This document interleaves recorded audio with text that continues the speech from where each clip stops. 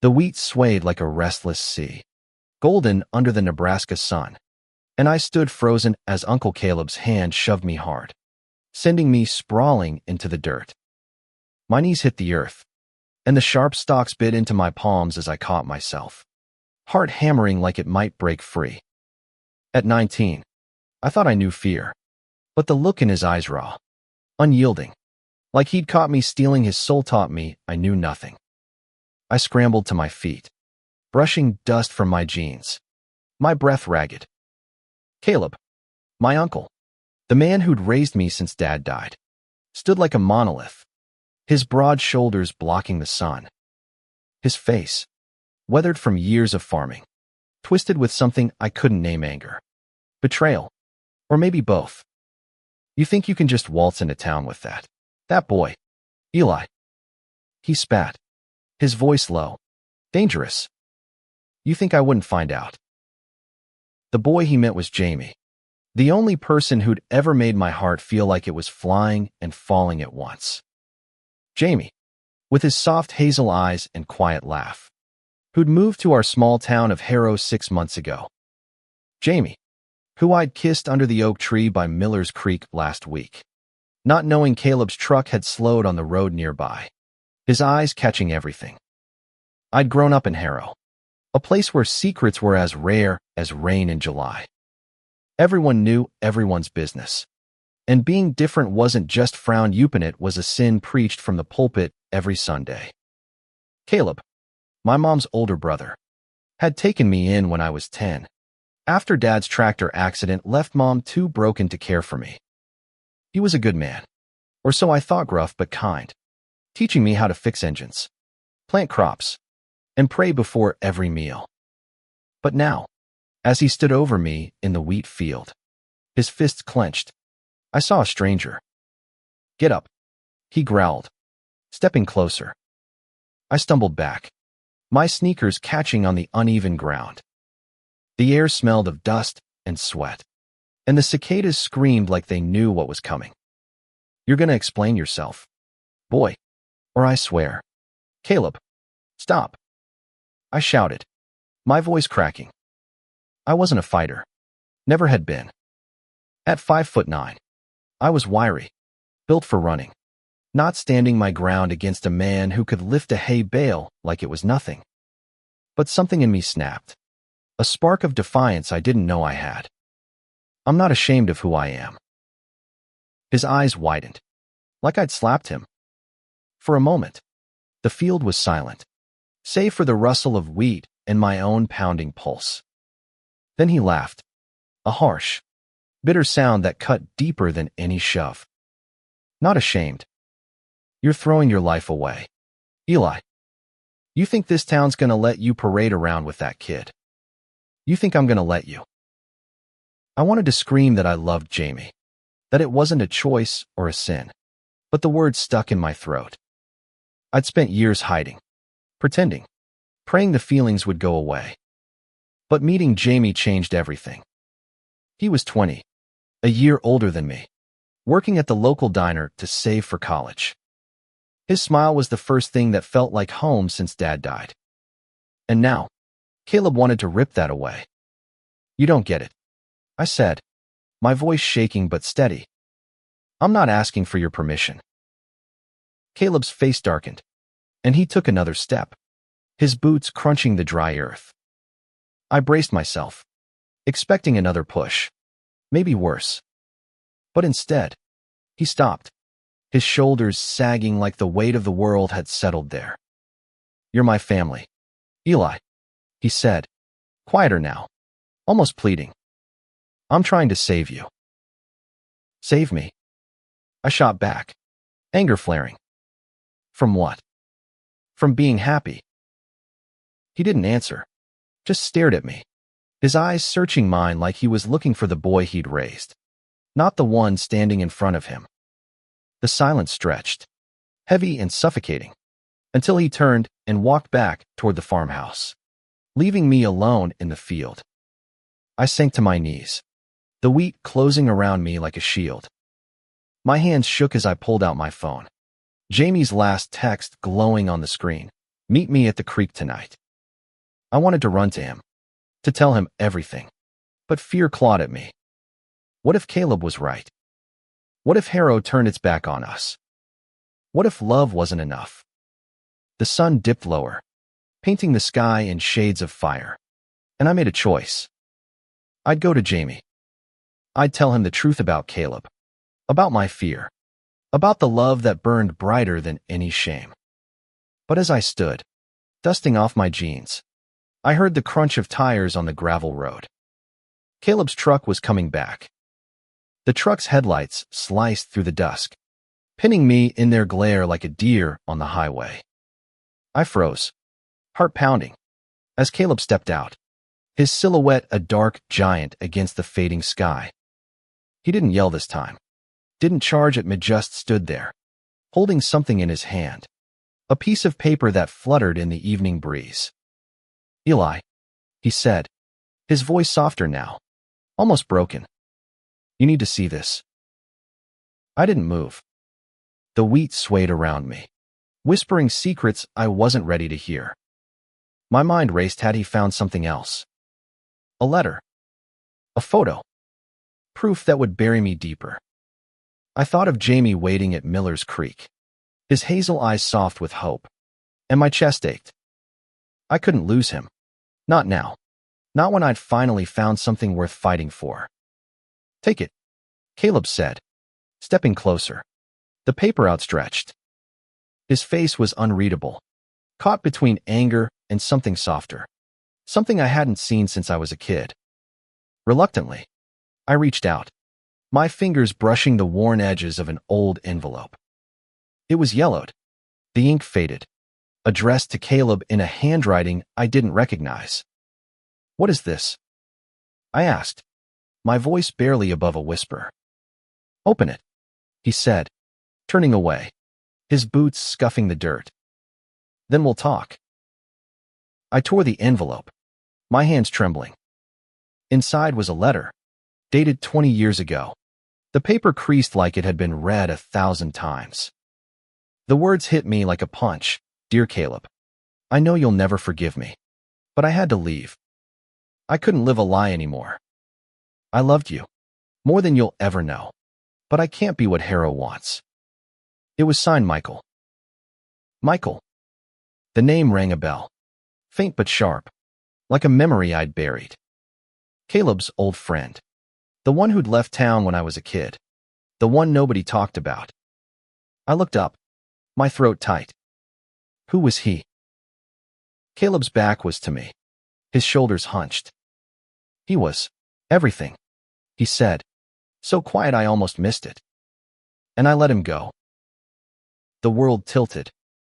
Caleb, my straight as an arrow uncle, the man who'd preached family and faith, had loved a man. I clutched the letter, my mind spinning. You were like me. He turned, his eyes glistening in the dim light. I was a coward. Eli. I chose this town over him. I chose fear over love. His voice cracked, and for the first time, I saw him not as my uncle, but as a man haunted by ghosts. I wanted to ask more, to demand answers, but my phone buzzed in my pocket. Jamie, where are you? I'm at the creek. I glanced at Caleb, then back at the letter, my heart torn between the past and the present. Why show me this now? I asked. Because I see you with that boy, and it's like watching Michael all over again. He said. I pushed you because I'm scared. Eli. Scared you'll end up like Meal One, regretting. I didn't know what to say. The letter burned in my hand, a confession from a man I thought I knew. I thought of Jamie, waiting, trusting me to show up. I'm not you, I said finally, my voice steady. I'm not running. Caleb nodded, slow, like he was carrying a weight too heavy to lift. Then go, he said. But be careful. This town, it doesn't forgive. I ran, the wheat parting around me, the letter stuffed in my pocket. The creek wasn't far, just past the old barn, where the water shimmered under the rising moon. Jamie was there, sitting on a flat rock, his dark hair catching the silver light. He stood when he saw me, his smile fading as he caught my expression. "Eli, what's wrong?" he asked, stepping closer. His hand brushed mine, warm and steady, and for a moment, I forgot the fear.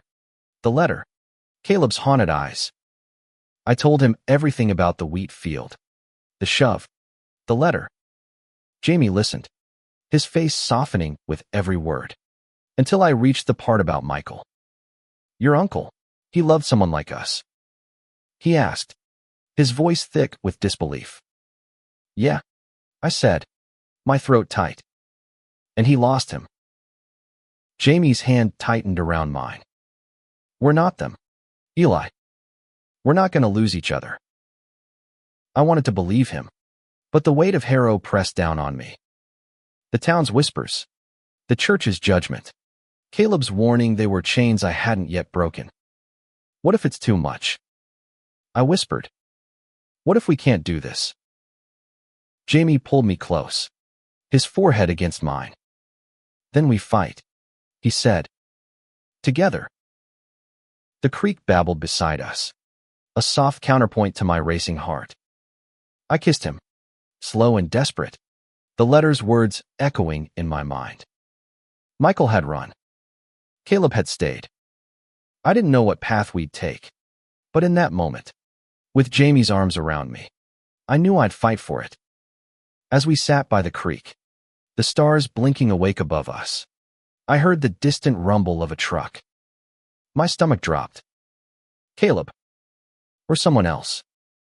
Harrow wasn't kind to secrets, and ours was no longer safe. The truck's engine growled closer, its headlights cutting through the dark like a predator's eyes. Jamie's hand tightened in mine, his breath hitching as we crouched by the creek, hidden by the tall grass. My heart pounded so loud I was sure it would give us away, but I couldn't tear my eyes from the road, waiting to see who'd found us. It wasn't Caleb. The truck was older, rusted, with a bumper sticker that read "Keep Harrow Holy." My stomach sank. It was Pastor Dan's truck, the man who'd stood at the pulpit every Sunday, preaching about sin and salvation. If he'd seen us, if he knew, this wasn't just about Caleb and Maria, it was about the whole town. "Stay down," I whispered to Jamie, my voice barely audible over the cicadas. He nodded, his hazel eyes wide but steady, trusting me even now. The truck slowed, its tires crunching gravel, and I held my breath as Pastor Dan stepped out, his flashlight sweeping the creek's edge. He was in his 50s, wiry, with a face carved from years of righteous certainty. "Eli, you out here?" he called, his voice sharp, like he already knew the answer. I froze, the letter in my pocket feeling like a burning coal. How did he know I was here? Had Caleb told him? Betrayed me. Jamie squeezed my hand, grounding me. "What do we do?" he mouthed. I didn't know. Running would only confirm whatever Pastor Dan suspected, but staying felt like walking into a trap. Before I could decide, the flashlight's beam swung toward us, catching the edge of Jamie's sneaker. "There you are," Pastor Dan said, his tone cold. "Come out, both of you." We stood, my legs shaking, Jamie's hand still in mine. Pastor Dan's eyes narrowed as he saw our clasped hands, his mouth tightening into a thin line. "So it's true," he said, more to himself than to us. "Caleb was right to be worried." "Caleb told you?" I asked, my voice cracking. The betrayal stung worse than the shove in the wheat field. I thought of the letter, of Michael, of Caleb's regret. Had it all been a lie to lure me here? "He didn't have to," Pastor Dan said.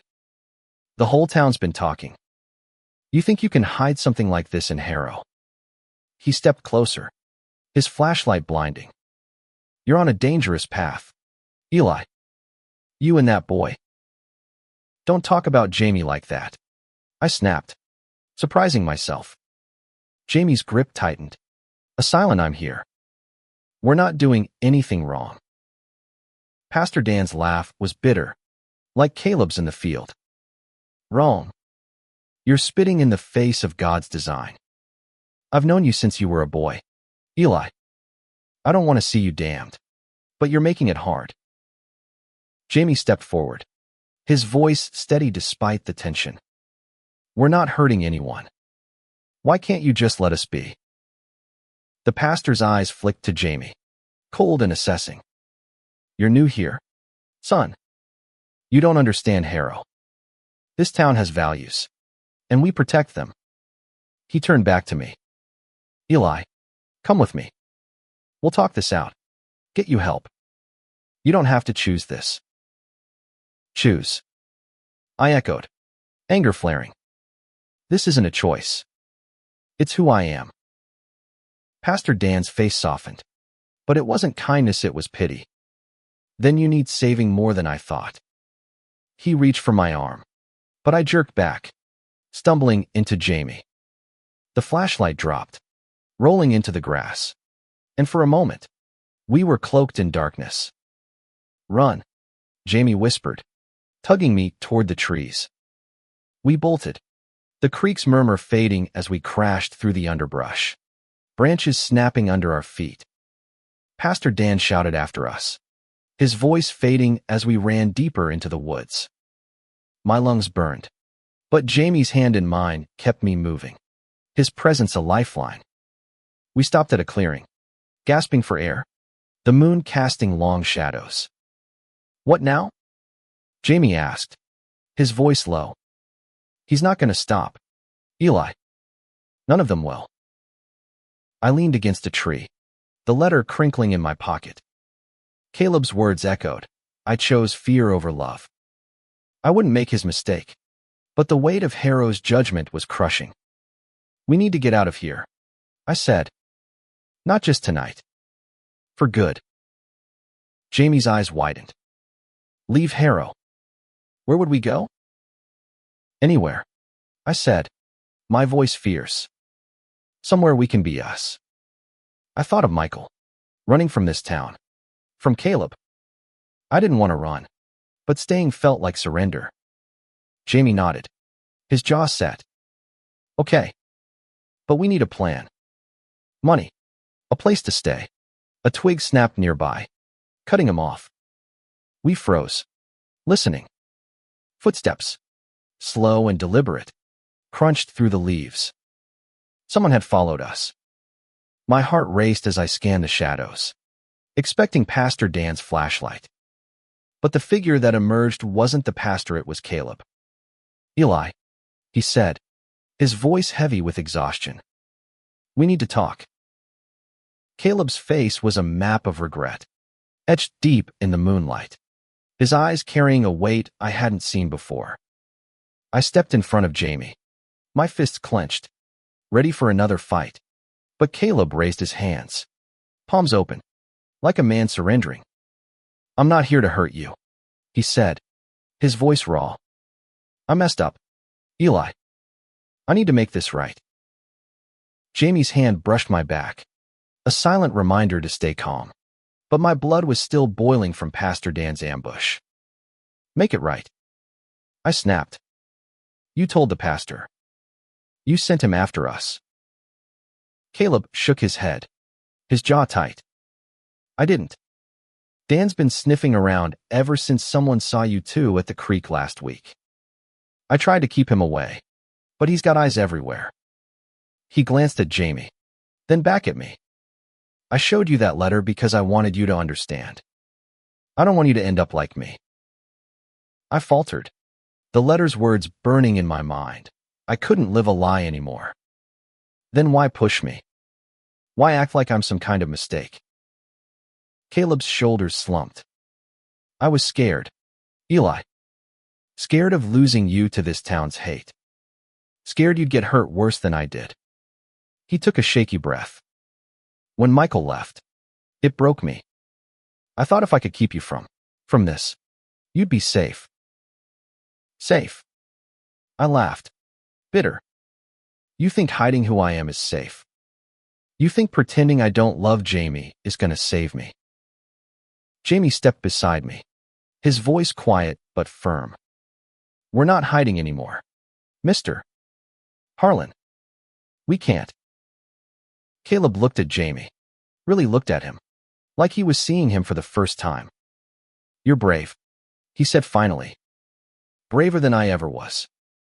He turned to me, his eyes glistening. I don't know how to fix this, Eli, but I'm trying. I don't want you to run like Michael did. The air felt thick, heavy with the ghosts of choices made and unmade. I wanted to believe him, but trust was a fragile thing, and mine was cracked. What do you want from me? I asked. Come back to the house, he said. Just for tonight. We'll figure out what's next. Together. I glanced at Jamie, his face a mix of hope and caution. What about Pastor Dan? I asked. He's not going to let this go. Caleb's jaw tightened. I'll handle Dan. He's got no right to come after you like this. We followed Caleb back to the farmhouse, the night swallowing the sound of our footsteps. The house was quiet, the kind of quiet that felt like it was holding its breath. Inside, Caleb lit a lamp, the warm glow casting shadows on the walls. He sat at the kitchen table, gesturing for us to join him. I owe you an apology, he said, looking at me. Then Jamie. I thought I was protecting you, but I was wrong. I can't change what I did to Michael, but I can help you now. Jamie spoke up, his voice steady. What does that mean? Helping us. Caleb rubbed his face, exhaustion carving lines deeper into his skin. It means I'll stand by you. If you want to stay in Harrow, I'll fight for you. If you want to leave, I'll help you get out. I stared at him, the man who'd been my rock and my judge, now offering something I never expected, acceptance. But Harrow wasn't just Caleb, it was Pastor Dan, the church, the whispers in the diner. What about the town? I asked. They'll never accept us. Caleb leaned forward, his voice low. Then we make them. Or you go somewhere they will. You're not alone in this, Eli. The words hit hard, cracking the wall I'd built around my heart. For the first time, I saw a path forward, not clear, not easy, but possible. Jamie's hand found mine under the table, his warmth steadying me. We need time, I said, to figure out what we want. Caleb nodded. Take it. But stay here tonight. It's safer. We agreed, and Caleb showed us to the guest room, a small space with a creaky bed and faded curtains. As he left, he paused at the door. I'm proud of you, Eli, he said, his voice barely a whisper. I wish I'd been as strong as you. The door closed, and Jamie pulled me into his arms, his breath warm against my neck. We're going to be okay, he murmured. Whatever happens, we're together. I wanted to believe him, but as we laid down, the weight of Harrow pressed in. Sleep came fitfully, broken by the sound of gravel crunching outside. I sat up, heart racing, as headlights swept across the window. Someone was here. The headlights cut through the curtains, sharp and unyielding, like a warning carved in light. I slipped out of bed, my bare feet cold against the hardwood, and peered through the window.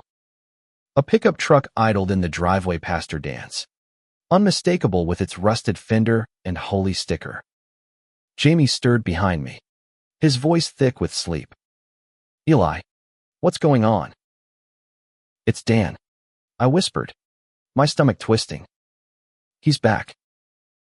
Jamie was at my side in an instant, his hand on my shoulder as we watched the pastor step out, his silhouette lean and menacing in the moonlight. He wasn't alone. 2 other men, vague shapes in the dark, flanked him, deacons from the church. I guessed, men who'd nodded approvingly at his sermons about fire and brimstone. A knock rattled the front door, loud enough to wake the house. Caleb's footsteps thudded down the hall, and I heard his voice, low and tense, through the walls. Dan, it's the middle of the night. What do you want? We need to talk. Caleb, Pastor Dan replied. His tone clipped. About your nephew. About saving his soul. Jamie grabbed my hand, his eyes wide. We can't stay here, he said, barely audible. They're not going to stop. I nodded, my mind racing. The guest room had a window that opened to the back porch, our only way out. But running now, with Dan and his men circling like wolves, felt like admitting defeat. I thought of Caleb's promise, his vow to stand by us. Could I trust him to face down the pastor? Before I could decide, the voices grew louder, Caleb's rising in anger. You've got no business here. Dan, this is my family. Your family's walking a path to ruin. Dan shot back. You know what the Bible says. You can't protect sin. I flinched, the word sin cutting like a blade. Jamie's grip tightened, his jaw set.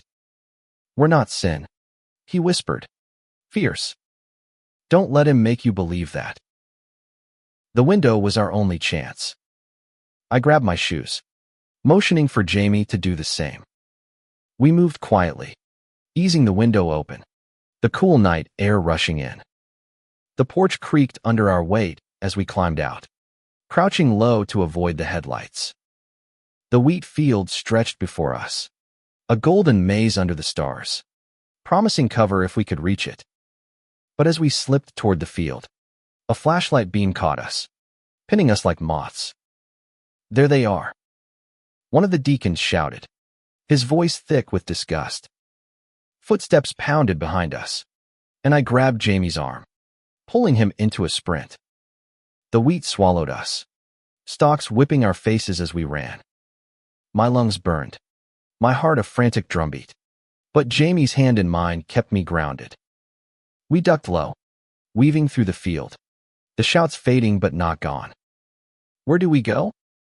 Jamie panted, his voice strained. The old barn, I said, picturing the rickety structure on the edge of Caleb's land. We can hide there till morning. We reached the barn, its weathered boards sagging under years of neglect. Inside, it smelled of dust and hay, the darkness thick except for slivers of moonlight slipping through the cracks. We collapsed against a stack of bales, catching our breath, our hands still clasped. Do you think Caleb will hold them off?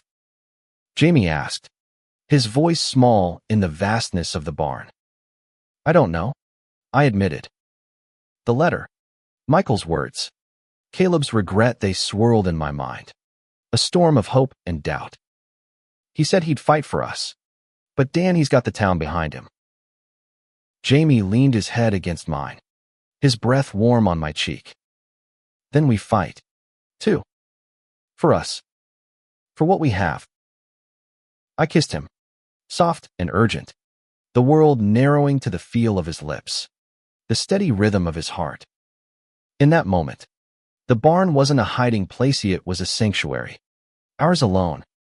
But the illusion shattered as headlights swept across the barn, the rumble of an engine closing in. They found us, I whispered, panic rising. Jamie's eyes met mine, fierce with determination. Then we faced them, he said. Together. We stood, hand in hand, as the barn door creaked open. But it wasn't Pastor Dan or his deacons. It was Caleb, alone, his face grim but resolute.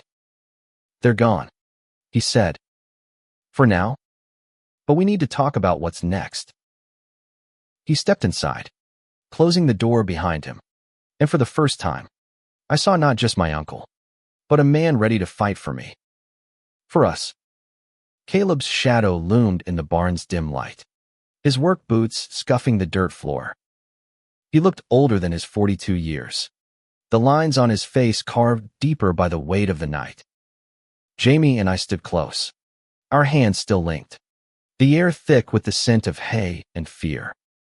"They'll be back," Caleb said, his voice low but steady.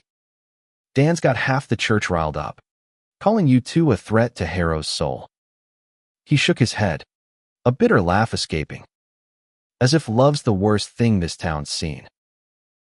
I swallowed hard, the word love hitting like a spark in the dark. "What did you tell them?" I asked, searching his face for the truth. "I told Dan to back off," Caleb said, his eyes meeting mine. "Told him you're my family, and I won't let him tear you apart. But he's not listening. He's planning a meeting tomorrow, at the church. Wants the town to decide what to do about you." Jamie tensed beside me, his voice sharp. "Decide? Like we're some kind of problem to solve." Caleb nodded, his jaw tight. "That's how they see it. Dan's got them scared, saying you're bringing God's judgment on Harrow. It's nonsense, but fear makes people cruel." I thought of the letter, Michael's plea to Caleb, his escape from this same suffocating town. "What did you do when Michael left?" I asked, my voice barely above a whisper. "Did you fight for him?" Caleb's eyes dropped, pain flickering across his face. "No," he said. "I let him go. Told myself it was for the best, that Harrow would destroy us both if we stayed together. But I was wrong, Eli. I've been paying for that mistake every day since." The barn felt smaller, the walls closing in with the weight of his words. Jamie's hand squeezed mine, grounding me. "We're not running," I said, my voice stronger than I felt. "But we can't stay here if it's going to be like this." Caleb nodded, pulling a chair from the corner and sitting heavily. "I know. That's why I'm here.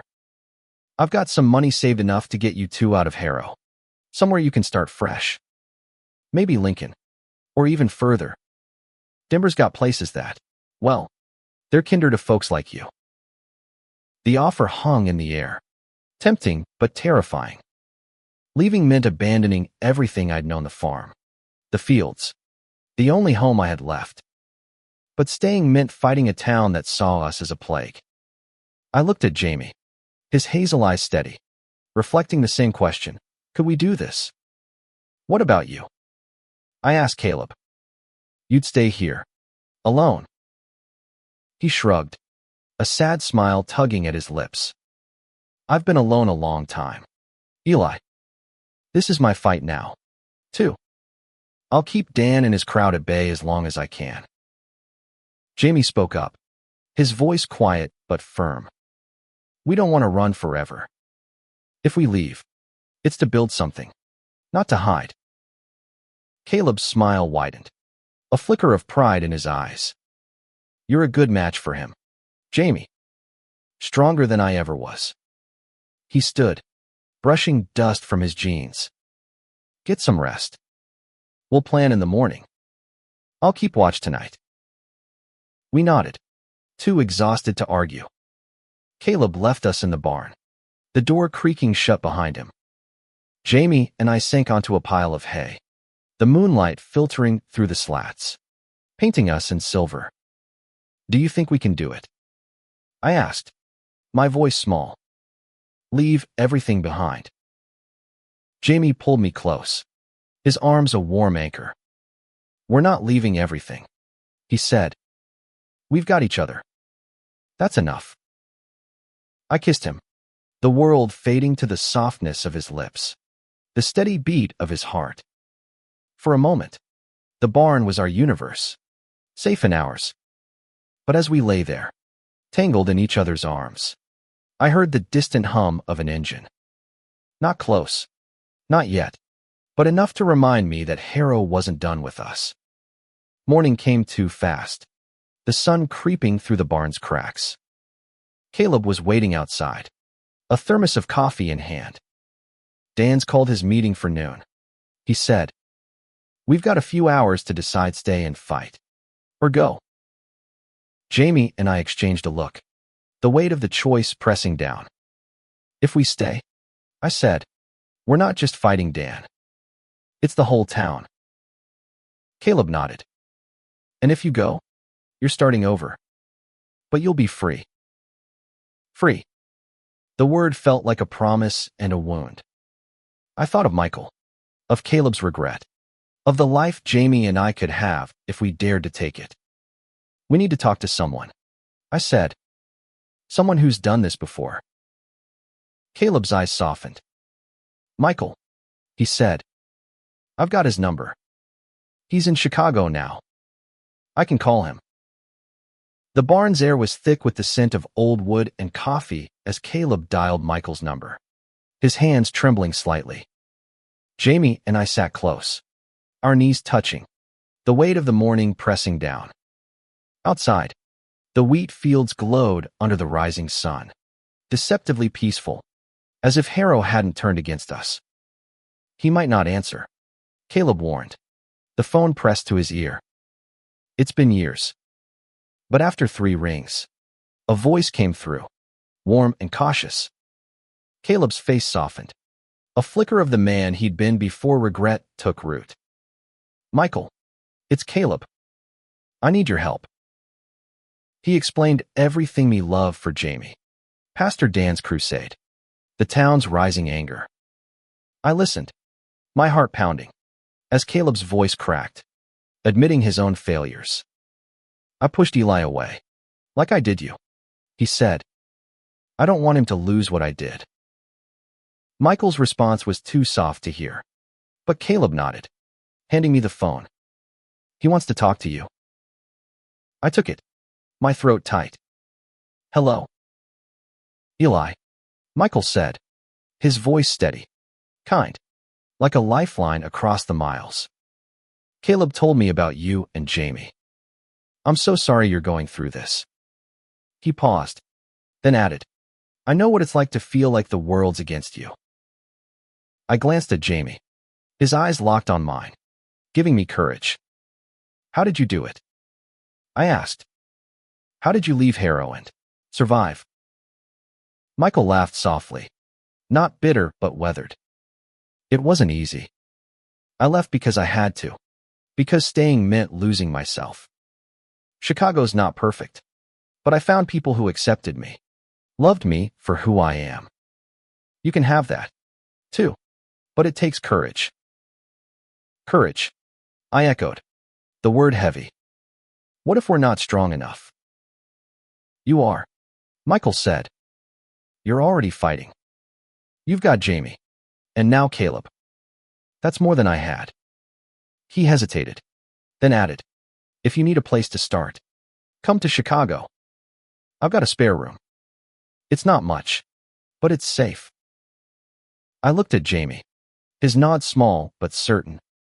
Thank you, I said, my voice thick. We'll think about it. Caleb took the phone back, his conversation with Michael brief but heavy with unspoken history. When he hung up, he looked at us, his eyes resolute. Whatever you decide, I'm with you.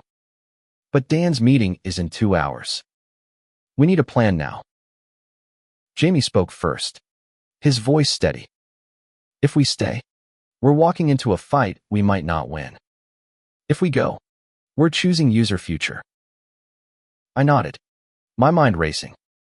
Chicago felt like a dream, a world away from Harrow's judgment. But leaving meant cutting ties with the only home I'd known. Yet staying meant facing Pastor Dan, the church, the town's suffocating hate. Let's go, I said finally, the words a leap into the unknown. To Chicago. Caleb's face softened, a mix of relief and pain. Okay. I'll drive you to the bus station in Lincoln. You can catch a Greyhound from there. He pulled an envelope from his pocket, stuffed with cash. This'll get you started. It's not much, but it's yours. I took it, my hand shaking. What about you? Dan won't let this go. Caleb's jaw tightened. I'll handle Dan. He's got no hold over me anymore. He stood, motioning us to follow. Pack light. We leave in an hour. We grabbed what little we needed: clothes, Jamie's savings from the diner, the letter from Michael. The farmhouse felt like a ghost as we left, its walls holding memories of a life I was leaving behind. Caleb's truck rumbled to life, and we drove through the dawn, the wheat fields blurring past like a fading dream. But as we neared the edge of Harrow, a blockade of trucks loomed ahead, Pastor Dan at the center, his face grim. "Caleb," he called as we slowed. "You can't take them. They need to face the town." Caleb leaned out the window, his voice like steel. "They're leaving. Dan. You can't stop them." Dan's eyes narrowed, his deacons shifting behind him. "This isn't over," he said, but Caleb gunned the engine, swerving past. My heart raced as we sped toward Lincoln. Freedom so close yet so fragile. At the bus station, Caleb hugged me, his arms fierce. "Be better than me, Eli," he whispered. "Love him with everything you've got." I nodded, tears burning my eyes, as Jamie and I boarded the bus, our hands clasped, the road to Chicago stretching before us. The bus hummed along the highway, its wheels eating up the miles between Harrow and Chicago, each one a step away from the weight of the past. Jamie's head rested on my shoulder, his breathing steady, his hand warm in mine. I stared out the window, the flat Nebraska plains giving way to the flicker of distant city lights, and felt something new: hope, fragile but real. We arrived in Chicago at dawn, the city sprawling and alive, a chaos of noise and color that felt like another world. Michael met us at the station, older than I'd imagined, his hair graying but his smile kind, like he'd carried a piece of Harrow's warmth with him. "Welcome," he said, pulling us into a hug. "You're safe here." His apartment was small, a one-bedroom in a brick building that smelled of coffee and old books. He gave us the spare room, a cramped space with a pull-out couch and a window overlooking a bustling street. "It's not much," he said, "but it's yours as long as you need." Jamie and I settled in, the city's pulse both thrilling and overwhelming. Michael helped us find work, Jamie at a cafe, me at a bookstore, small jobs, but enough to start saving. At night, we'd sit with Michael, listening to his stories of leaving Harrow, of finding a community that embraced him. "It gets easier," he told us one evening, his eyes distant. "Not perfect, but easier." I thought of Caleb often, wondering how he was facing Harrow alone. He called sometimes, his voice steady but tired, saying Pastor Dan had backed off, but the town still whispered. "I'm fighting for you," he said once, and I believed him. He was rebuilding, just as we were. Months passed, and Chicago became home. Jamie and I found a tiny apartment of our own, a place where we could kiss without fear, where our love wasn't a secret to be buried. One evening, as we walked along Lake Michigan, the water shimmering under the sunset, Jamie stopped, pulling me close. "We made it, Eli," he said, his voice thick with emotion. "We're free." I kissed him, the wind carrying away the last of Harrow's chains. "We're more than free," I said. "We're us." Back at the apartment, I found a letter from Caleb, forwarded by Michael. It was short, his handwriting shaky but clear. "Eli, I'm proud of you. I'm selling the farm, coming to Chicago. Maybe it's not too late for me, too. Love, Caleb." Tears blurred my eyes as I showed Jamie the letter. Caleb was coming not just to visit, but to start over, to find the life he'd lost with Michael. I thought of the wheat field, the push that had broken us open, the love that had pulled us through. Harrow had tried to crush us, but we'd risen, stronger, together. As Jamie and I stood on our balcony, the city lights stretching before us, I realized something. Love wasn't just a feeling, it was a fight, a choice, a promise kept. We'd fought for it, chosen it, and now we were living it. And with Caleb on his way, our family was growing, not shrinking. The future wasn't certain, but it was ours. And that was enough.